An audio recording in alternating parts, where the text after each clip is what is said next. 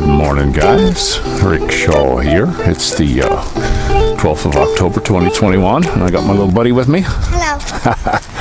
We're just out here. The rain quit now, so we decided to take a little hike while it's stopped for a little bit. Been raining most of the morning. Last night I got up about 2, and I thought, okay, I'm going to go. I'll make a video. And I had the camera in the pouch, and I thought, well, I won't take stuff around here because the batteries aren't lasting that long. I'll wait till I get up towards town. And it started raining. I have a waterproof case for this, but I drilled the back to put the microphone in. I wish Sony would have made a provision so that you could still have a microphone even though the camera gets wet. Because we're not all undersea deep sea divers. You know, a lot of people want to take their camera out in the rain and stuff, even walking. But I do seal it up for walking. I just take a piece of duct tape. Okay, and I'll just lay that over the top to keep the rain from dripping, kind of make it a drip edge. But I didn't get the video and came home and just fell back asleep. And got up this morning with the kids, raining, still raining, drizzling, and then raining hard and drizzling, but made the ones about the bikes. Me, I can get diarrhea of the mouth on the bikes, guys. I just love them. When I was young, I couldn't have the cars. It was just too much money, cost prohibitive for me. I did have one souped up speedy car, and it was a factory. It was a factory job that picked up used real cheap, and my brother had a souped up car that he sold to a guy, and the guy never paid him for the car. So one day I went over there, and I didn't want the car, because the car was pretty rusty and shot. But the motor, it was the motor components. I didn't want the motor either. I wanted the components. So I took the high-rise intake and the big carb and as much of the stuff off the motor as I could. And the guy come back and I took the stuff that was on my car and just laid it on top. But that was my only souped up car. But getting all the things I wanted to do to it was just so much money. So I got into the bikes, and one of the main things about the bikes, living up in the Northeast, you get snow and everything. I could bring my bikes inside. Just have them in my living room in my apartment, and then I could work on them. If I had all my tools sitting there and work on them. So it became, just having a shop right inside the house. That's cheap. So that's why I did that. And I just love the bikes. I learned to ride pretty young. I personally think most folks should learn on a dirt bike. Learn how to fall first thing. Learn how to slide your bike. I see people afraid to slide their bike and they'll high side and stuff. I was coming up to a accident, and my own fault. I was going too fast and wasn't looking good. I had a full suit on, and I just locked up the back and laid it down because if I'd have hit, I'd have went over the top.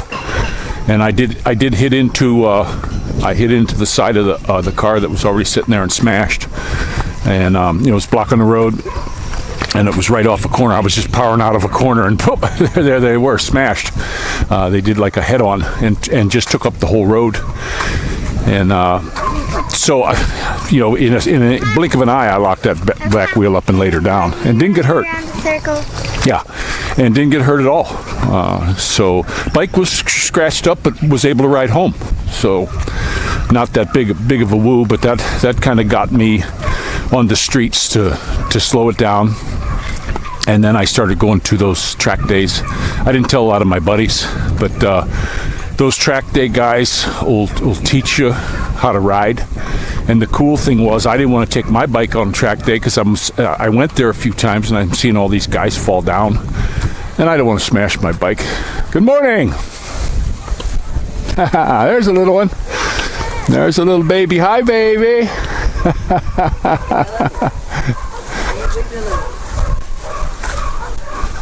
But they had these bikes down there that you could rent. And I believe it was Suzuki 535. I'm just too big. I wish Suzuki would make one for bigger people. Make it that same size motor. But I was on a buddy let me borrow his 600, It had been down a few times. It was like his second bike. He had a 1000, and this was his second bike. And I drove that on a big trip with them through the mountains in California, twisties and all that. And I thought it was a pretty cool bike. But when I got to this track thing, this was a 535, and I'm thinking this bike's going to be less. Yeah, we're going to go up here. I thought it was going to be less. Guys, that's like a track-only bike. Those things are souped. But talking about bikes out in California now, I just seen this governor dude that, you know, I think they stole the election there too. He just banned all of the starting to rain. He just banned all the small engines for off-road and lawnmowers and all. What a dork. There was a write-up in there about how landscaping people are going to have to carry 30 to 40 batteries just to work one day. Where's all the battery garbage going to go, guys? You're trading one pollution for another. And do they have the infrastructure to do it? Go! There he goes. It's raining, guys. I wish I had the cover on it. I got my hand over it now. There comes my speed. Faster, faster, faster! There you go. Never quit till you're done. He runs a lot faster when moo-moo. I start moo-moo on the quarter, and Maddie has to run the full circle. Moo-moo has to only run 3/4, and that really promotes Maddie to the competition to pass him. And I noticed he's passing him faster on the track now, but I don't want him slowing down at the finish line. I want him to keep rolling. But talking about that Newsom guy, what a you know, these guys, I'm telling you, there's something wrong with these people. They're nutty. It's a money thing. Maybe they're not so nutty. It's a planned deal. You can't be one of these, deniers, they call it, and all that stuff. But yeah, I just wonder, I saw a big thing online one time about they don't have any way to dispose of these big blades on the windmill. And I've seen those things crash and burn, and yeah, okay, do this here and there, but don't try to change the whole thing. They called it fossil fuel because, so that it shows that it might run out.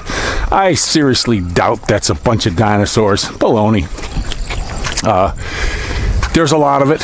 There's more ways to get it. People will figure things out, but right now, look what happened in Texas with this kind of power. I'm just saying, look at that. I'm not denying anything. I'm just saying, hey, take a look at that yourself. That was a disaster down there. So, that we're on. You look at a lot of these engineers, and all these people are really into this. That aren't these crazy loony looking liberals. You can spot these liberals when they had that Facebook chick on there. The second I saw the first picture of her, oh, she's a lib. I didn't even hear what she said. I said, oh no, this one's a lib. They all got that look. I saw a movie one time about the Viet Cong, and the dude said they all got this stupid haircut and this look. You can spot them really easy if you know what you're looking for. And this is the same thing with these libs. Their minds are gone. They're in a fantasy reality. But they don't want to give up their stuff. Look at Al Gore. He wants to fly on his jet, just to do these carbon credits. That made me laugh so much when I found out the scam that was going on with that. And what it is there's a guy over in New York. He's manufacturing something, but he doesn't make any carbon. And then there's another plant over here that makes a lot of carbon, so he's going to have to pay this huge amount. So what this Gore guy was doing was he was brokering, and he would buy these carbon credits off of this one company that wasn't making carbon and fly them over and sell them to the one who was making carbons. Didn't pollute any less, but he put a bunch of money in his pocket because these politicians put it in. Not for the good of you or me, guys. None of this was for the good of you and me. It was to enrich themselves, and that's all they're doing.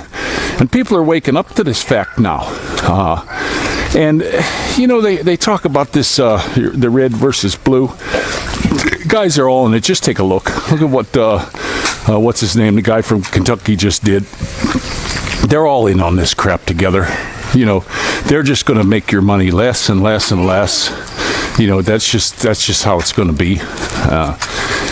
It's a shame, but it's time to, I would say it's time to vote him out, but you can't because, like Stalin said, he doesn't care who votes for who. It's who counts, who makes the count. That's all he cared about. And the count that I see, Count Dracula, is you can't trust it, guys. It's just not trusted. And I even know some lib folks that aren't buying it either. You look at all the dang rallies that the Don had, and then you look at the ones that Biden had, and he got 81 million, and now they're chanting at him at ball games and stuff, wanting to have the sexual affair with him. Okay, and come on, guys. I mean, just right there has got to make you at least raise your eyebrow. But like I do understand these ultra libs. They can't look at anything else. You get some people. I put stuff out there, and you catch the libs because they're afraid to even look at something because they just automatically it's not true. It's just not true. They look at it. I'm not saying it's true or not. Take a look at it and think for yourself. But they can't even do that because they've been so programmed to do what they're told and be the little liberal soldier and shout everybody down. But it's turning around. It's turning around. There's other folks getting shouted down now. I did see that Dave Chappelle thing. There was some big news on that, and I watched it. I didn't think it was funny. Maybe he was funny in the past, but I never really watched him. That was the first one I watched to him, and it was the one that they were talking about in the news, that the libs went crazy and all this stuff. To me, it just wasn't funny. It wasn't funny at all. But maybe I'm getting older too because I watched some comedy from when I was on that channel. Kids were in bed and I was up early, so I was flicking channels, and I went back to some old Richard Pryor, and I started watching that, and yeah, I laughed at it when I was younger, but now I'm looking at it wasn't really all that funny. Some of it was, but I don't know. I watched that, and they're starting to just say to these woke people, "Hey, screw you," and then you need to do that because how come the insane people are running the asylum? That's what's happening. They're just taking over everything. I'm starting to see teachers getting canned, and they're doing it to themselves. This last one I saw on there was the woman. She was talking about white privilege and stuff. She's a teacher, and she had this real weird voice. That's another thing they do. I think they've been abused in the past because they got these weird voices or baby voices, like they're trying to disguise themselves. And she got herself fired, for putting this stuff out. They want this, what do they call it? White privilege thing. I forget what they call it in the schools. They got a letter thing for it. Critical race theory. They want to put that out there, and just look at it, guys. All you got to do is look at what they're trying to say and what they're trying to do with this, and they're doing exactly what they say they don't want to do. Everything a liberal does is exactly is the exact opposite of what their stated intent is. That's a liberal, because this critical race theory is just promoting racism. I mean, that's the way I see it. You want to get on there and comment and say I'm some kind of nut? Go ahead, be my guest. That's what this is here for. I'd like to hear all sides. Foul language gets deleted, guys. Sorry. You start ad hominem, bye immediately. I don't even answer anymore. I wish though, when I block somebody, that it would leave the comment there so other people can see it and see what kind of person this is, make their own decision on that person. But it doesn't. It just totally gets rid of it. So that's okay. Another thing that happened on the channel here, somebody said I'm monetized. They're seeing commercials, and I did see a couple commercials when I was on the Al Gore Beaks. Somebody said that, so I can't watch my own and see it. So I went ahead and watched a couple videos, and it was an older video, and yeah, they're poking commercials on there. Tropical Tim told me he's got some kind of program. I forgot what it was. He told me I never put it on my phone. I should have, but I didn't put it on there. And he said, yeah, I had hundreds of dollars in there, but I have no mechanism to get it to me, and I can't put one. I just can't put one out there. But I did have a couple companies that came to me, and one of them was a kitchenware company, and I have used their stuff. I have some of it in my house right now. Well, they want to send me some of their wares and make a video about it, and I'm willing to do it because I use their stuff, and I'd be a good salesman because I like the stuff. Now, another company got a hold of me. They sent me an email, and they said, we'd like you to do our stuff. I didn't know anything about them, so I went to the site and I looked them up, and no, it's not something that I would ever use or do. So how can I hawk something that I don't believe in? You know what I mean? I'd be a good salesman for Lodge cast iron, guys. Send me, Lodge, if you're hearing this, send me some cast iron. I'll do videos on that stuff. I love it. I'd love to have their Sportsman's Grill. You can get it here, but it's real expensive, probably because of the shipping. But I want one of those Sportsman grills, and I think I would just drill out a thing in the bottom and make it propane, because I don't like the oily charcoal they sell here. It puts an oil on the food, and it's this coconut charcoal, and it puts a real to me it just doesn't taste good. I don't like anything barbecue grilled with that stuff. My wife uses it when she does her fish. I don't touch it. I just don't like it. It leaves an oil on there, so I'm not a good salesman for cocoa charcoal, guys. I'm not going to try to hawk that on you, but look at it yourself.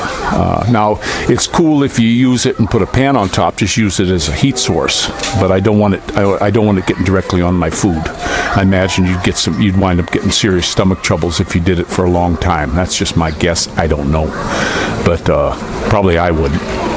But I always loved the grill. I like the propane grills. Now, I'm sure that's putting a little bit of something on the food too, but nothing so bad that you taste it, and I never hear about people getting terrible maladies from it. And I think I would do that to the Sportsman's Grill and just get those little tiny gas bottles to hook up to it. I used to have I did that to a hibachi. I got this, my uncle gave me a hibachi.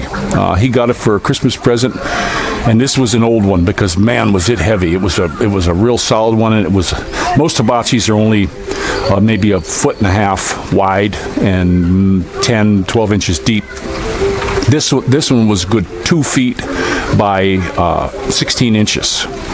It had a big surface area, and it had 3 of the little grills that you pulled off, and you could bank the charcoal on one side, and it also had a cover. It had a cover that you could use for food stuff, or you could just set this cover on top. It would fit into these hinges. You could slide it onto the hinge. And it had a vent hole in the top if you wanted. It had real good vent holes in the bottom. Well, what I did was I got a burner. I got some pipe, and I got a really nice brass stock, and I drilled the center out, and then I drilled holes in it. And the way I drilled the holes was I made them bigger on the far end and smaller on the little ones, so that instead of an adjustment, you just moved your food for the adjustment. And I had that dang thing for years and years. That was a absolute fantastic grill. I used it all the time. I just loved that thing. I actually was baking bread in it. I was making little tiny round bread cakes in these little tins that I had, and that was extremely cool. So I'd like to do that with the Sportsman's Grill. I look at that. I think, look it up online, guys. Lodge Sportsman's Grill. It's a really cool looking piece of equipment. I'd like to have it on a big stand. Make a good angle iron stand for it, and set up a thing around it. So I got a work area and put it out here. I want to get a barbecue grill out here. Barbecue grills here in this country are just cost prohibitive. I bought a charbroil in the States. I waited till the end of the year, and I got it. It was the one that the propane, it's got like a barrel on it, so the propane is just making the heat. I forget which model, but I thought that was pretty cool. I'm not getting the propane on my food. And then I went ahead and I would pour wine in there. I'd get cheapest red wine I could get, and right before I was done cooking, I'd pour the wine in there, and that would steam onto the meat.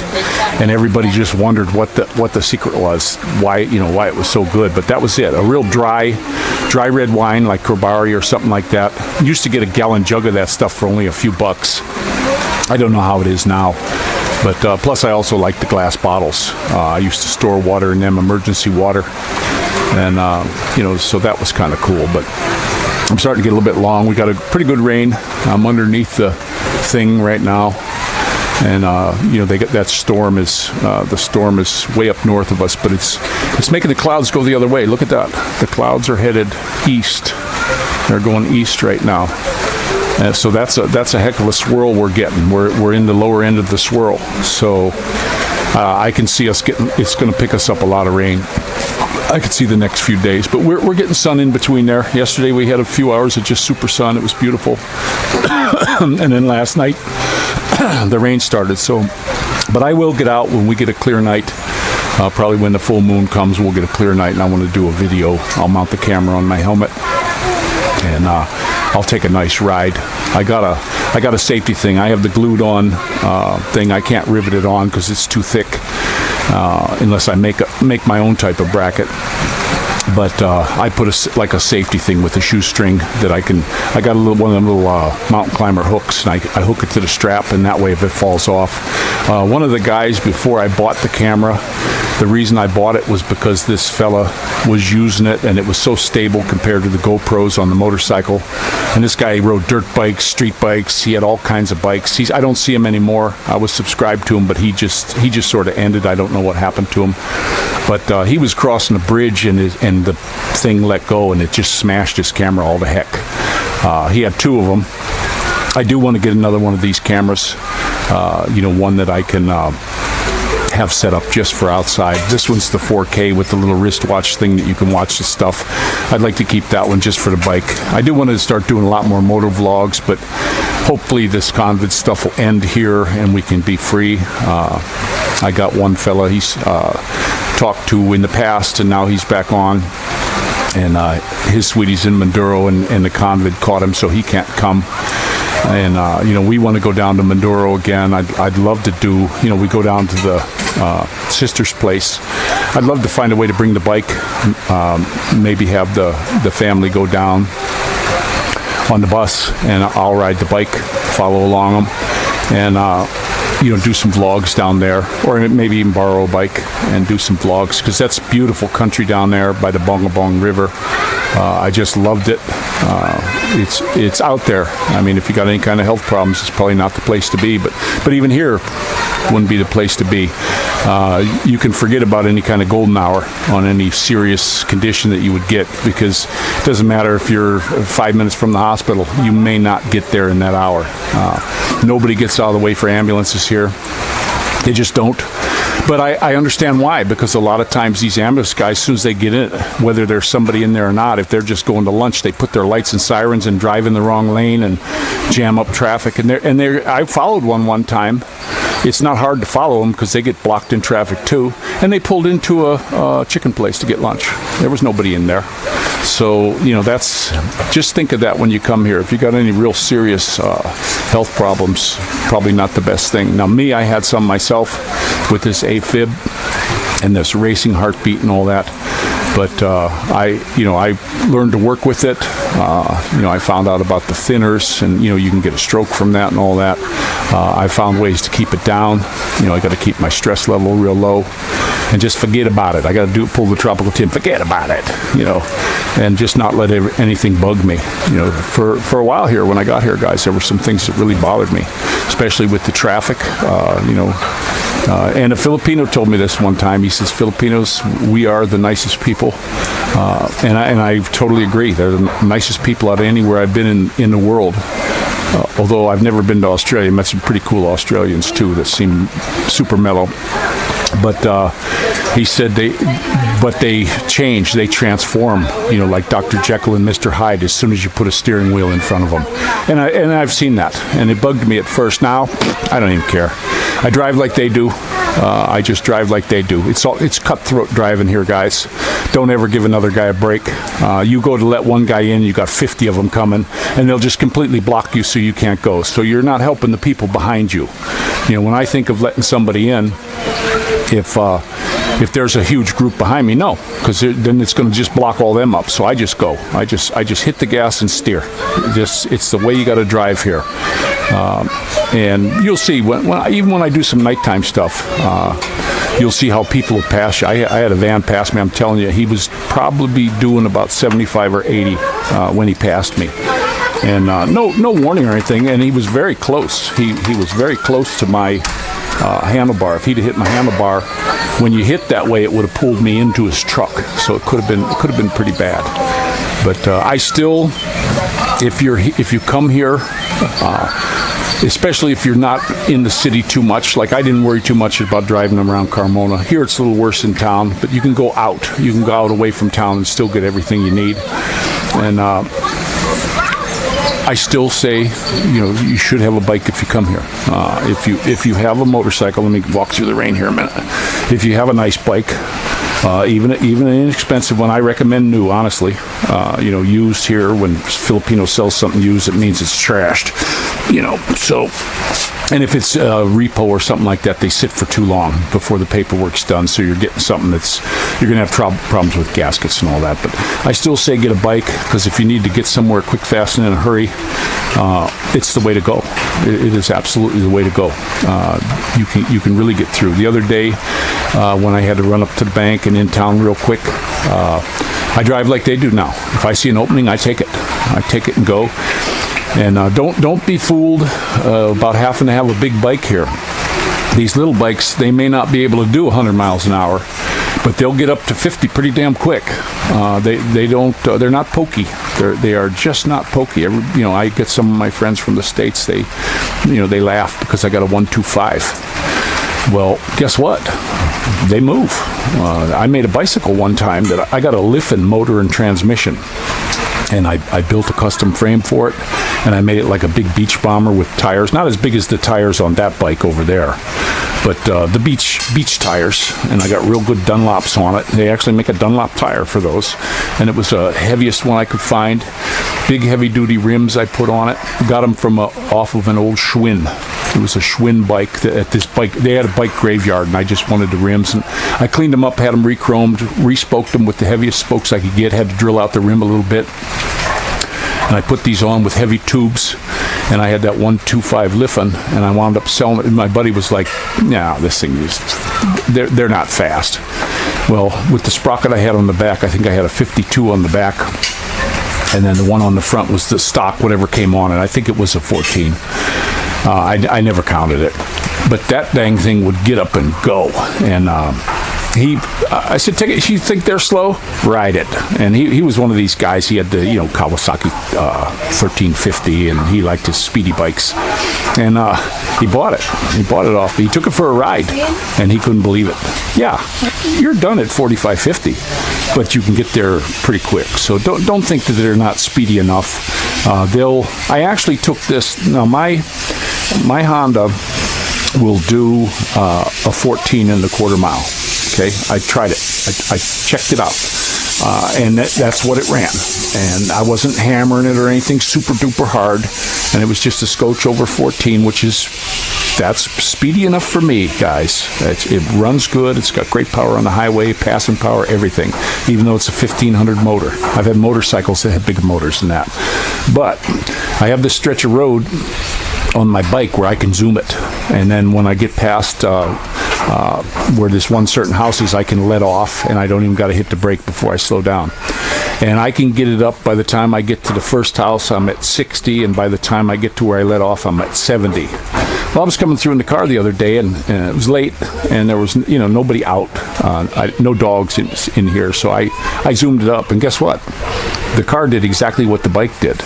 By the time it got to the first house, it was at 60, and when I went to leave off the gas, it was at 70. The only problem was you have to brake in the car. The bike just, you can zoom it down by gearing it down. I even geared the car down some, but it doesn't have the compression to slow it down super fast, and I don't want to crack it way down into second and bend something in the motor. I know I did that to a pushrod motor. I had a truck. I had a Ford truck with a 400 in it, and I downshifted it pretty quick and bent a pushrod. I had to go in and change the push rods and messed up the rocker. And then another time on the same one, I downshifted just from fourth to third, and I let off the gas real quick and jumped the timing chain. And that wasn't good. I had to twist the distributor all the way around just to get it running again, to get it home. You know, towing at them days was too expensive. Got the dang thing home and went in. I wound up going through Summit, and instead of putting a chain on, I put that gear drive. And those are a little bit noisy. It sounds like you got a turbo or something spooling up when you're driving it, but it was a cool sound. That was a nice truck. I got it. It had, you know, it came with headers and dual exhaust, and it was a little bit loud for me. I don't like loud vehicles. I don't want it droning in my head. So what I did was I found some Buick resonators, and I got some expansion things, and I put those 2 resonators on the back. I cut it, and I got one of those things that slipped into it with a clamp, and it made it bigger to fit these big monstrous Buick resonators. I got them out of a junkyard off of, I think it was a 455 Electra, and the guy gave me good. He said, "Yeah, if you go get them, I'll loan you the stuff to go get them." And I said, "Nah, I got a Sawzall. I'll just use a Sawzall." He goes, "Okay, if you want those, you can have them for $20." And you know, they're big and heavy. I mean, but that quieted that vehicle down and gave it just a super sound. If you were standing at the front of the vehicle, you didn't hardly hear the exhaust. Inside, you hardly heard it. But when you were behind the vehicle, you still heard it pretty good. So it aimed the sound real good. I don't like them. I never liked anything loud. I bought a bike one time. This fella had it. I had a 350 4-cylinder Honda, and I swapped it for this 400, and this thing was laid out. This guy had it all laid out, but he wanted that 350 motor. It was in real good shape, and it was completely bone stock. I didn't do anything to it. And he wanted to swap me even up for this 400 that he had souped up. But the thing about it, he had open pipes on it, and it was adjusted for that. That was the bike I learned how to do carburetors on, because I couldn't get the carbs right. And then I wound up going back to him, and he was a carb expert. And we basically had to change the jets and the needles because I wanted it quiet. Yeah, did it take some power off the bike? Yeah, sure did. But that was a pretty cool little bike. That was another bike that was very speedy, first, second, and third gear, and then she just pooped out. But light to light, that was a fantastic little bike. While other guys were spooling up, that thing was already gone. But the thing I didn't like about it, it was a hardtail. The frame that he had on it was a hardtail, but what he did was he had springs on it. It was a moving axle, and it had like a real nice roller guide in there, but it had springs on top and bottom, so it ate a little bit of it. But what I did was I found an old tractor seat. I was down at the junkyard, and there was an old tractor sitting there with this big spring like this in a metal bucket. And then what I did is I got a piece of old wrestling mat that I bonded onto that, and then I couldn't get leather, but I had a big piece of brown naugahyde, and I glued that down to it because it's got like a fibrous back, you know, like a cloth back, and I glued that down to it, and then I ran some threads into it to hold it. And I even ran threads through the holes that were down in the tractor seat itself, like the little air holes around the edges. I ran that real good thread. It was this blue thread I got from the sewing place, real thick stuff. It had about 5 strands twisted, real heavy. You had to have a special needle for it, a monstrous big needle. I bought that from the sewing place too, and I sewed that down. And then I hit it all. Once I had that done, I hit it the threads with a little bit of snow seal, so you know the sun wouldn't kill them. And that bike. That's when that bike became a lot of fun, because you weren't getting your ass beat. You just weren't getting hammered by that rear suspension. I did have another bike that was completely rigid. I was going to buy. I didn't actually buy it, but I had it for a week, and the guy said, "Look, don't give me any money now. Drive it for a week. I want to make sure that you're going to be happy with this." And it had like this big, I called it the Volkswagen tire on the back. It had like a 600 series Volkswagen tire on the back of this thing. And you were sitting basically barely in front of the wheel. Part of your butt was right where the front of the wheel was. And I'm not kidding you. This thing just hammered the crap out. It would go into like a resonance on this tire. I tried changing the air pressure, running it real low, and just nothing. And at the end of the week, I didn't even want to drive it back over to his house to give it back. It just hammered the crap out of you. So when it comes to these rigid-tailed bikes, I don't know who wants them. I see a lot of guys when I was in California bought them from Orange County Choppers and that one up in the mountain, I forget, Big Bear Choppers and all that, and I don't want nothing to do with any of them bikes. Do they look cool? Yeah, they're great for a photo op. They look kind of cool. They're long, they're lean, but I don't even want to ride one. I had a guy tell me, hey, you want to take it for a ride? Go ahead. No, it's okay. I don't need to ride it. But more, see what happens to me when I start talking about bikes, guys. Lots of things to talk about. Anybody has anything that they thinking of and you want to put it on there, let's talk about all this stuff. I'll do whatever I can to keep from getting the channel shut down. But a lot of this stuff needs to talk about. We can always go back over to Al Gore Beaks. I am going to get. I'm still the laptop that I was getting ready to pull the trigger on is out of stock now. The only other place that has it wants $64,000 for it.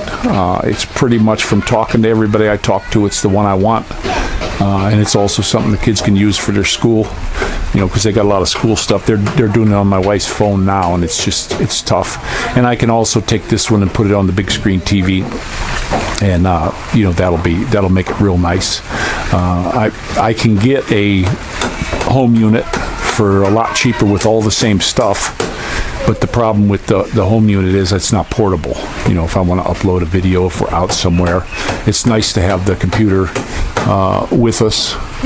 So the 1 gigahertz has it, but it's 65, and I had found it online for 43 with all my little discounts, but they're gone now. The discounts are gone now. I think it's 45 out of stock, and all of them, when I put it in there to buy it, it's out of stock. I guess it's a real popular model here.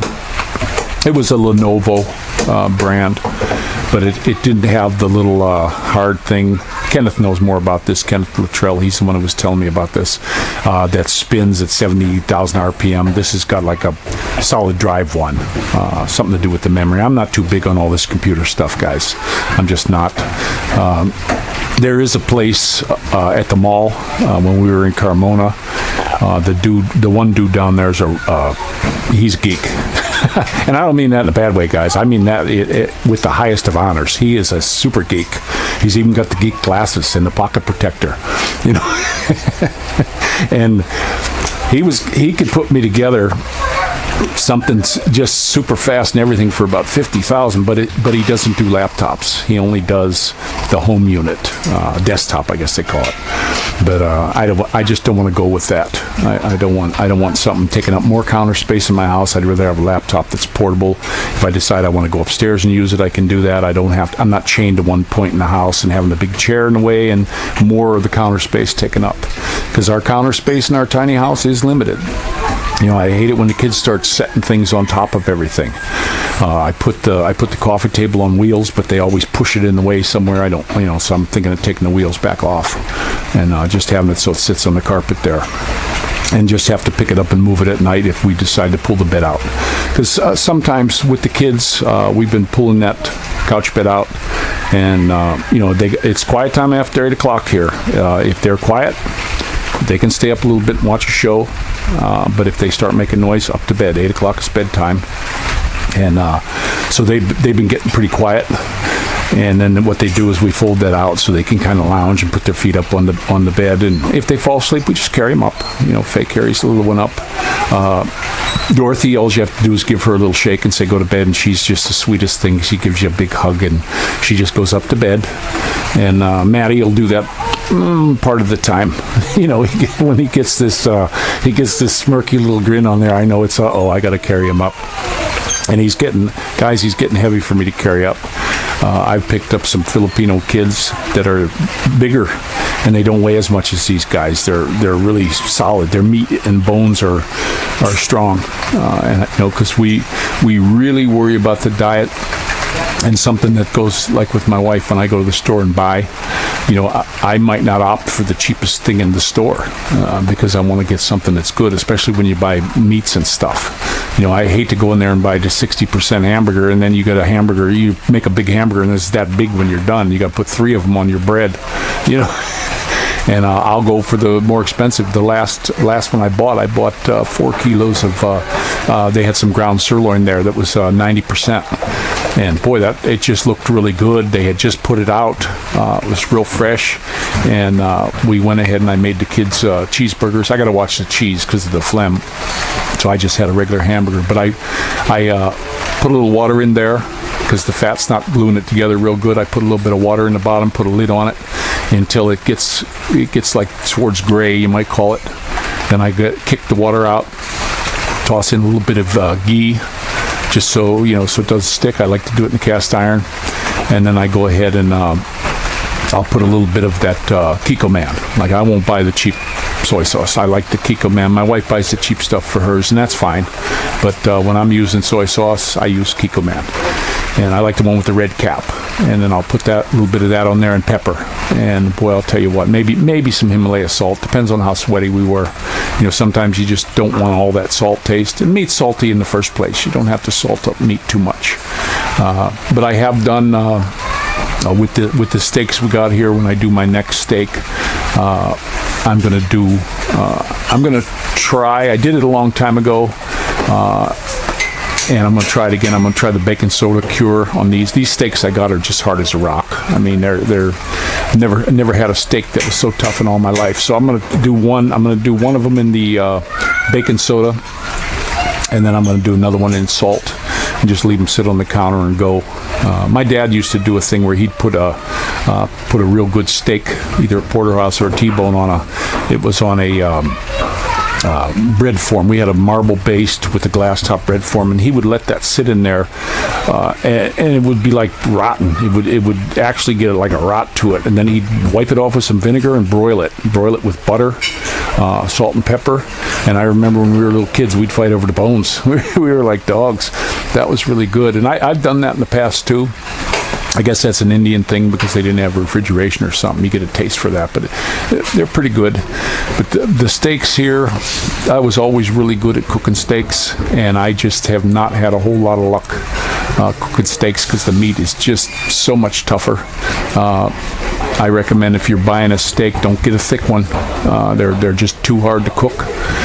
Whether you do them rare or it seems like you have to cook them more here to make them even edible. So rare doesn't work out. It's like chewing bubble gum. And I recommend getting a thin one, like a half-inch. And when we were in Carmona, we were getting some really nice T-bones over there that were tender, super good. And I think next time we go back that way, I'm going to go into that Walter Mart and get some of them. They have different sections in there. You got to go to the correct section to get the T-bones because they sell cheaper ones in one spot and then they sell the better ones over in the other spot. And Wes even found that out too. He was telling me about the same thing in one of the Walmarts Walter Marts that he goes to. So you got to be careful of buying them. And I guess I don't know how to pick them. It's like when I was getting durian, it took me a long time to learn how to pick them. And here, when it comes to steaks here, guys, I don't know how to pick them. And there's people who came to my house and ate the steaks can attest to that because I've always been able to cook them well. But so we're gonna have to figure out a way to tenderize these ones we got because I think I got 6 more of them in the freezer. And we always just cook one up and I split it with the kids. Faye she don't get into that much. She'll hardly ever eat it. She wants the fat. But the steaks, the kids will eat it, and I got to cut it real small against the grain just so it's not too chewy, and give them small pieces so they don't choke on it. That's how bad these steaks are. And or maybe, who knows, maybe it's me. Maybe I just lost my touch on grilling steaks, but it's neither here nor there. Well, I'm going to go ahead and let you go. We got a rainy day. I'm not going to be doing any bike riding today. My Loctite didn't come yet. This would have been a perfect day just to clear this area out and get some nice lighting in here after dark. I don't want to do it now because she's got her little thing going here. But I'll turn the bike around and get that wheel off, put it on the center stand, get the wheel off, and get my new sprocket on. I got all the tools ready to go right here. I got everything set up where I want it in the cabinet. I lock it. I'm not worried about anybody taking anything here. These guys actually watch our place. I wouldn't even be worried to leave the door unlocked. I mean, they're watching it for us, these guys here. They're just a super good crew. There was a thing about a phone over here that happened, but there was a new crew of people coming in, and now these guys are really on it. They're like the security guards of the neighborhood, and I'll tell you what, we got some really nice new friends out of these guys. These guys are ball-busting construction workers. When they work, they work. I wished I'd had guys like this when I had my crews going, and they're here. You know, they're here on the job, so they're never late. They never miss a day. They're here. And like they didn't have work on Sunday, so that's when Coco ran home. You know, and he's back working again. So you know, you just, and these guys are tough. I'm telling you, these guys are hard. Don't ever think because they're small they wouldn't kick your butt. These guys are rock hard, because you think about it. You see this guy over there. Look at that big bag of sand he's carrying, and then they throw this stuff up. And when they're doing this concrete work, they're filling a 5-gallon bucket up with wet concrete to pour in these forms that they make. And they're doing it for hours on end. They got a guy down the bottom mixing, and they're hoisting. They're throwing these buckets up to the next guy. And when you see them do this on a regular basis, trust me, guys, these guys they're like Hans and Franz. They're going to pump you up. You know, these guys are hard, and there's some tough dudes. There's no doubt about it. But you know, you gotta sit back and admire them. I walk through here all the time, and I watch these guys work, and I admire the heck out of them. They are some ball busters. There's what happens here in this country. You get into construction and you're not cut out for it, and you can't pull your own weight. You're gone. I mean, there's no, because you're the best friend or anything. Not here. I've seen that at the call center where they'll get a best friend in who's no good, and they keep them no matter what, and somebody will move up and protect them, and that's not the way it should be. They should can them. But not here. In this thing, it doesn't matter if it's a brother or best friend. If you can do the work, you got a job. You can't do the work, you're down the road kicking stones, and nobody gets mad about it. They don't get ticked off and mad. Now they give a guy a chance. There was one young fellow that came here, real thin guy, and he couldn't pull his weight, and they were talking to him. Hey, come on, let's do this, and they were trying to help him out. And then finally, he didn't even wait for them to let him go. He just said, I'm not cut out for this. You know, so he went elsewhere. But not everybody's cut out for this. But there's that guy again. Look at him, that big old bag of sand he's carrying, and he's going to toss it up to that dude. You know, these guys are workers. See, I don't have a hat. It's because my hats are off to you Filipino workers. So I'm going to let you go, guys. And this is Rickshaw out.